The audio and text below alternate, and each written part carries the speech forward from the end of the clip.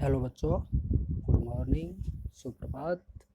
आज हम कंटिन्यू इस टेक्स्ट बुक के अंदर अपना अध्ययन करेंगे, जिसमें ईदगाह के अंदर हम पढ़ रहे थे 54 नंबर पेज पर कि किस प्रकार से हमीद अपने चिमटे का रौब जमाते हुए अन्य अपने मित्रों को किस तरह से एक तरह से परास्त कर देता है।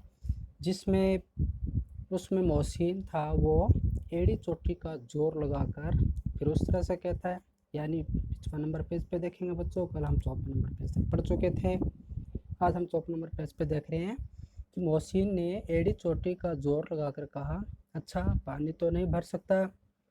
हमीद ने चिमटे को सीधा खड़ा करके कहा, बिस्ती को एक डांट भी बताएगा तो वह दौड़ा हुआ पानी लाकर उसके द्वार पर छिड़कने लगेगा। तो बच्चों, बिस्ती आप जानते ही हैं, जो पानी छिड़कने वाला होता है, जिसके एक हाथ में मस्क यानी जो चमड़े का थैला होता है, उस थैले के द्वारा वो पानी भरकर चारों ओर पानी छिड़कता है, छिड़काव करता है।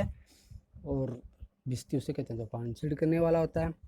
तो यानी इस प्रकार से मोहसिन कहता है कि तुम इस मोहसिन के क्या करवा देगा, बिस्ती से क्या करवा देगा, चिमटे का कर सकता है क्या।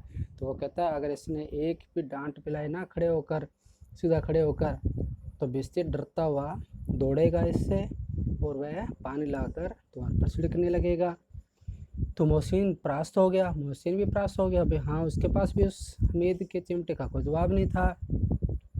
पर महमूद ने कुमुक पहुंचाई, यानी अब महमूद था, उसने यहाँ पर उसको पकड़ते हुए, यानी हमीद को पकड़ते हुए कहा, अगर बच्चों पकड़ा जाए तो अदालत में बंदे बंदे फिरेंगे। तो यहाँ पर उस वकील साहब की बात कर रहा है, अपने वकील की प्रशंसा करते हुए, जो यानी उसके पास जो खिलौना था उसकी प्रशंसा करते हुए किस प्रकार से यहाँ पर कह रहे हैं कि अगर इस तरह से, अगर मान लो बिस्ती ने मतलब जब उसने कहा था कि किस प्रकार से जो बिस्ती है वो चिमटे से, मतलब बच्चों यहाँ पर कि किस प्रकार से वो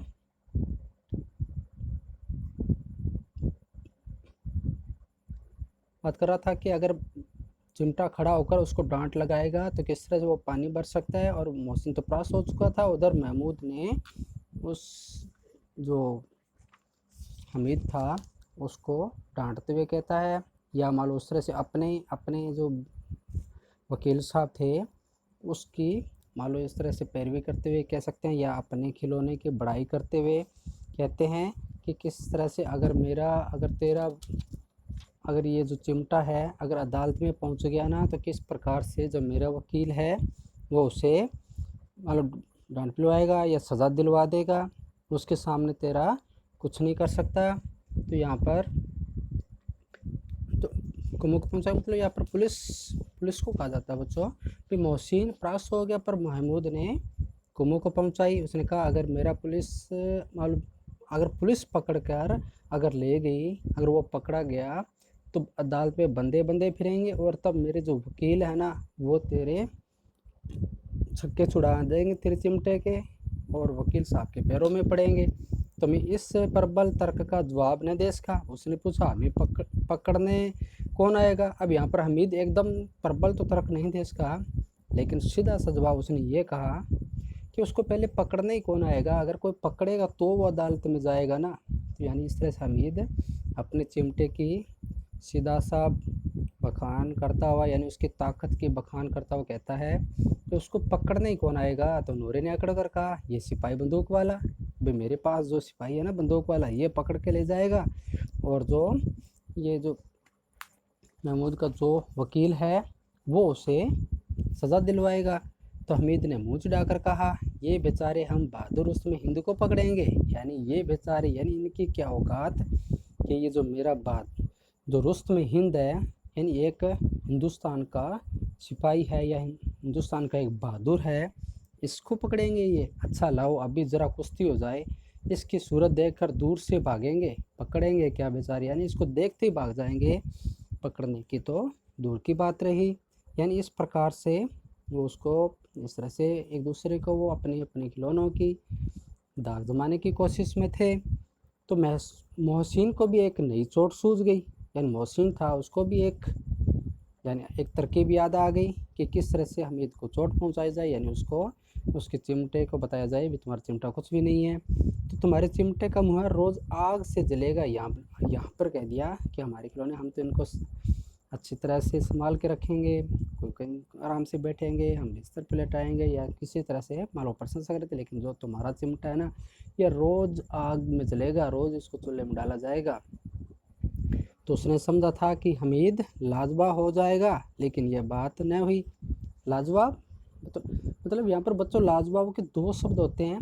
एक तो लाजवाब होता है जिसका कोई जवाब न हो, और एक यहाँ लाजवाब यानी जिसका कोई उत्तर न हो, यानी प्रत्युत्तर न हो, यानी जिसका कोई उसका उत्तर न दे सके। तो यानी एक इस लाजवाब शब्द के दो अर्थ हो जाते हैं। यहाँ तो हमीद लाजवाब हो जाएगा, यहाँ पर कहने का मतलब है वह कोई अब इसके पास जवाब नहीं रहेगा, ये अर्थ रह गया भाई कोई जवाब न दे पाना।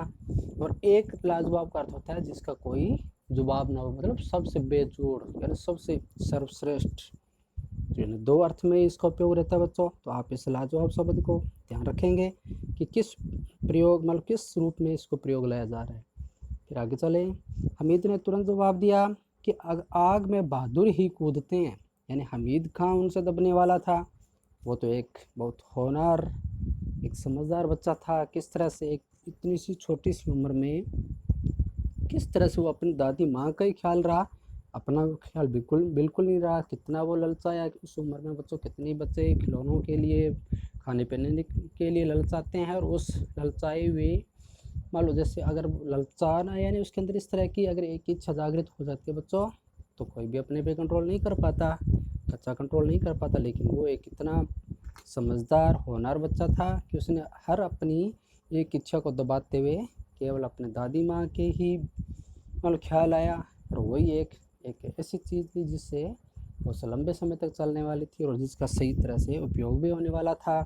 तो इस तरह से करते हुए उन्होंने चिमटा खरीदा था। तो यहाँ भाव कहाँ दबने वाला था ऐसी छोटी छोटी बातों से, इन बच्चों की बातों से वो कहाँ दबने वाला था, जो इतने एक बड़ा व्यक्ति नहीं सोचता उतना उसने वो कार्य कर दिखाया था। तो उसने कहा आग में बहादुर ही कूदते हैं जनाब, तुम्हारे ये वकील सिपाही बेसी लौंडियों की तरह घर में घुस जाएंगे। लौंडी मतलब लड़कियों की तरह, स्त्री की तरह, ये तो चुपचाप डरते हुए भाग जाएंगे। यानी कोई भी समस्या आती है तो ये सारे के सारे छुप जाते हैं घर में।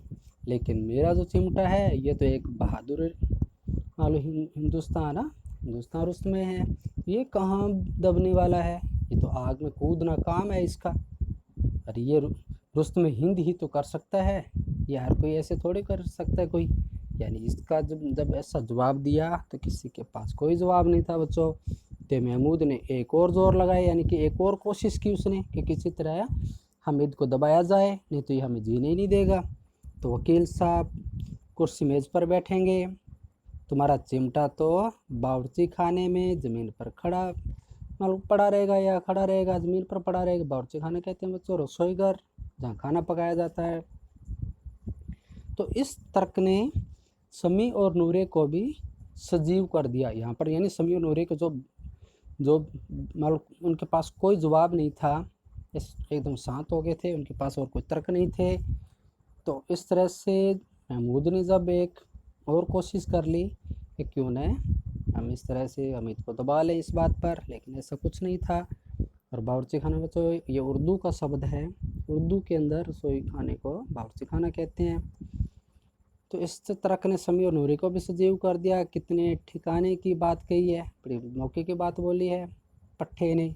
मतलब यहाँ पर बच्चों एक नॉर्मली मान लो कभी जैसे कहते हैं, यानी एक तरह से तर्क संगति है, मान लो एक बात कही जाती है मौके वे मौके पर। तो यहाँ पर कह रहे कितने ठिकाने की बात कही है पट्टे ने।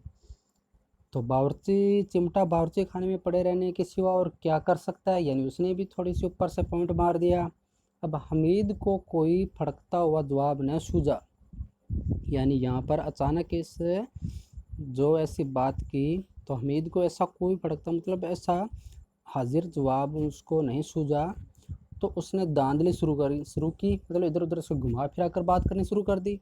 उसने कहा मेरा चिमटा बावर्ची खाने में नहीं रहेगा, उसने कहा नहीं, ये कोई रसोइया नहीं है, या रसोई में कार्य करने वाला नहीं है। वकील साहब कुर्सी पर बैठेंगे तो जाकर उन्हें ज़मीन पर पटक देगा और उनका कानून उसके पेट में डाल देगा। उसने कहा कि ये कोई हुक्म मानने वाला उसमें नहीं है, ये रुस्तम हिंद है और ये वकील साहब को ज़मीन पर फेंकेगा कुर्सी से, और जो कानून वो चलाते हैं ना अपने, तो उनके पेट में डाल देगा। तो बात कुछ नहीं बनी नहीं, खासी गाली गलौज थी। कानून को पेट में डालने वाली बात छा गई, यानी कि वो कानून को पेट में कैसे डाल देगा ऐसे। यानी इस बात पर सभी आपस में एक दूसरे पर तर्क वितर्क करते हुए यानी गाली गलौज तक की नौबत आ गई, और ऐसी छा गई कि तीनों सुरमा मुंह ताकते रह गए, मानो कोई तलेचा कनकवा किसी गंडे वाले कनकवे को काट गया हो। तो यानी बच्चों, कनकवा मतलब कहते हैं जो कान के अंदर एक ऐसा कीट होता है जो काटता है कान के अंदर। ये उसकी बात हो रही है बच्चों, कि किस प्रकार से वो उसे गाली गलौज कर रहे थे आपस में, और करते करते जब ऐसी कोई बात आई तो उसने कहा तो वह भी उससे दबना शुरू हो गए, यानी वो कुछ बोल ही नहीं पाई उसके आगे। किस तरह से मालूम ये गाली गलौज कर रहे हैं आपस में, तो इस तरह से जैसे उनको कोई कान जो होता है वो काट गया हो। कानून मुंह से बाहर निकालने वाली चीज़ है, उसको पेट के अंदर ही डाल दिया जाना बेतुकी सी बात होने पर कुछ नयापन रखती है। तो हमीद ने मैदान मार लिया, यानी किसी के पास कोई जवाब नहीं था कि उस कानून को कैसे बाहर निकाला जाए, तो मुंह से तो निकलेगा नहीं। इन सब के कान सुनने के बाद में जैसे कोई कंसुआ काट गया, मतलब उनके पास कोई हाजिर जवाब ही नहीं था। तो एक नई बात सी आ गई, और वो भी बेतुकी, जिसका कोई तुक भी नहीं था। तो हमीद ने मैदान मार लिया, उसका चिमटा रुस्तम हिंद है। अब इसमें मोहसिन, महमूद, नूरे, समी किसी को भी आपत्ति नहीं हो सकती। यानी इस तरह से उसने एक ऐसे द्वारा सबको दबा दिया। अब इसके पास कोई जवाब नहीं था, अब केवल उसके चिमटे का या हमीद का ही सब कुछ चलने वाला था। यानी उसने सबको हरा कर एक विजेता की तरह हारने वालों में से सत्कार मिलना स्वाभाविक ही है। यानी जो हार जाते हैं बच्चों, वो हमेशा जीतने वाले का सत्कार ना स्वाभाविक है। वह हमीद को भी मिला। औरों ने 3-3, 4-4 आने पैसे खर्च किए पर कोई काम की चीज़ न ले सके, और हमीद ने 3 पैसे में ही अपना पूरा प्रभाव जमा दिया। यानी अपने जो चिमटा था उसका पूरा प्रभाव जमा दिया, उसने रंग लगा दिया। सच्ची तो है खिलौनों का क्या भरोसा, टूट फूट जाएंगे, हमीद का चिमटा तो बना रहेगा वर्षों। संधि की शर्तें तय होने लगी।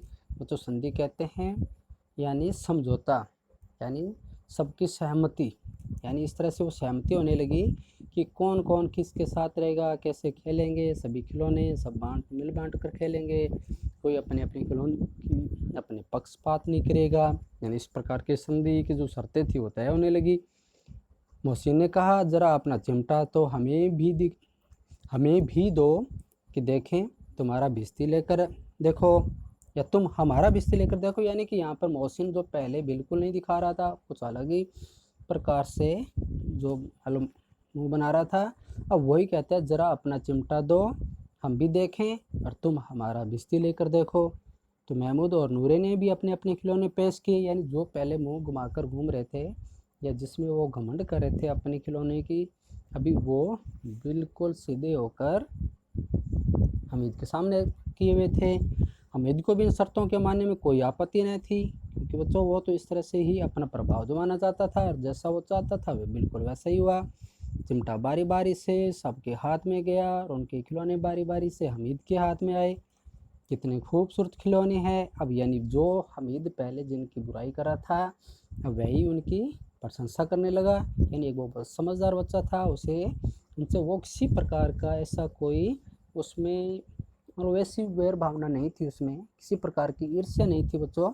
लेकिन वह भी ऐसा चाहता था कि सबकी खिलौने वो भी देखे, यानी खरीद नहीं सका तो क्या हुआ, वो उन खिलौने को देख तो सकता है। यानी एक समझदार बच्चा था, होनहार बच्चा था।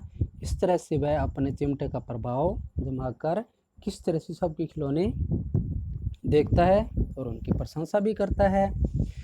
हमीद ने हारने वालों के आंसू पोंछे, यानी हमीद ने हारने वालों के आंसू पोंछे मतलब वो बच्चे रो तो नहीं रहे थे, लेकिन वो सब मुआंस यानी कि रुआंसे हो गए थे, यानी रोने जैसा मुँह हो गया था सबका। उन्होंने सोचा कि हम क्या खरीद लाए, और हमीद है ये तो चिमटा खरीद लाया, हमारे पास ऐसे है नहीं। तो उसने उन खिलौनों की बड़ाई करते हुए सभी के चेहरों को जो फिर से उनको मुस्कुराने जैसा बना दिया, या हम कह सकते हैं आंसू पोंछते हुए उनको उनका चेहरा खिला दिया। मैं तुम्हें चिढ़ा रहा था सच, यह चिमटा भला इन खिलौनों की क्या बराबरी करेगा, मालूम होता है अब बोले। यानी यहाँ पर हमीद ने देखा कि सबके रुआंसे हुए बैठे हैं, रोने वाले जैसे चेहरे हुए हैं, तो उसने कहा कि ये चिमटे का क्या है, ये तो कुछ नहीं है, आपके खिलौने बड़े सुंदर है। यानी इस तरह से उनको देखकर, क्योंकि ये बच्चों वो बड़ा समझदार था। लेकिन मोहसिन की पार्टी को इस दिलासे से संतोष नहीं होता, यानी कि वो भी उसके साथ रहने वाले थे, वो जानते थे कि बिल्कुल हमीद अब हमें खुश करने की कोशिश कर रहा है, बाकी जो बात पहले थी बात तो वही सच है। चिमटे का सिक्का खूब बैठ गया है और चिपका हुआ टिकट अब पानी से नहीं छूट रहा है, यानी कि जो बात घर कर गई है अब वो कहाँ उस दिलासे से मिटने वाली थी, यानी दिल में जो बात बैठ गई वो कहाँ मिटने वाली थी अब। तो इस तरह से चिमटे का प्रभाव जम चुका था। मोहसिन, लेकिन इन खिलौनों के लिए कोई हमें दुआ तो न देगा।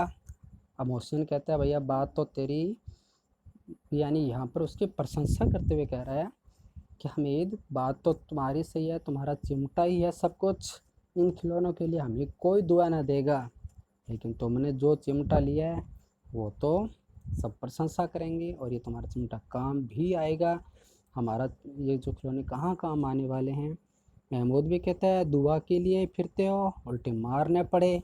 यहाँ कहता है कि हमें तुम्हें तो दुआ मिलेगी, प्रशंसा करेंगे लोग, दुआ देंगे, लेकिन इन खिलौने के लिए हमें कौन दुआ देगा, उल्टे कहीं हमारे मार भी न पड़ जाए, क्योंकि हम इसके लिए लड़ेंगे भिड़ेंगे या टूट जाएंगे तो हमारी मार पड़ेगी, इतने पैसे खर्च कर दिए कोई काम के नहीं, तो उल्टी मारना पड़े तो ही अच्छा है।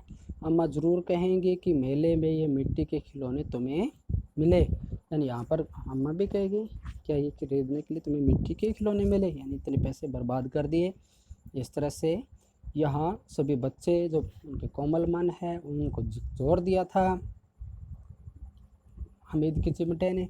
हमीद को स्वीकार करना पड़ा कि खिलौनों को देखकर किसी की माँ इतनी खुश न होगी जितनी दादी चिमटे को देखकर खुश होंगी। यानी वो हमीद कहता है कि भाई आपकी मैं तो ये चिमटा लाया हूँ, इसको देखकर दादी बड़ी खुश होगी, क्योंकि उनकी उंगलियां जल जाती है रोटियां बनाते हुए, और आज मैं जब चिमटा दूंगा तो वो बड़ी खुश होगी कि आज के बाद उनके हाथ नहीं जलेंगे, लेकिन आपके खिलौने देखकर तो मुझे नहीं लगता कि कोई खुश होगा। तो इस तरह से जो सच्चाई थी, हकीकत थी, उसको सभी बयां कर रहे थे। 3 पैसों में ही उसे सब कुछ करना था और उन पैसों के उपयोग पर पछतावे की बिल्कुल ज़रूरत न थी। यानी यहाँ पर उसे कोई पछतावा नहीं था कि उसने 3 पैसे कहीं बर्बाद किए हों, लेकिन उसने तो बड़ा सदुपयोग किया था। फिर अब तो चिमटा रूस में हिंद और सभी खिलौनों का बादशाह बन चुका था बच्चों।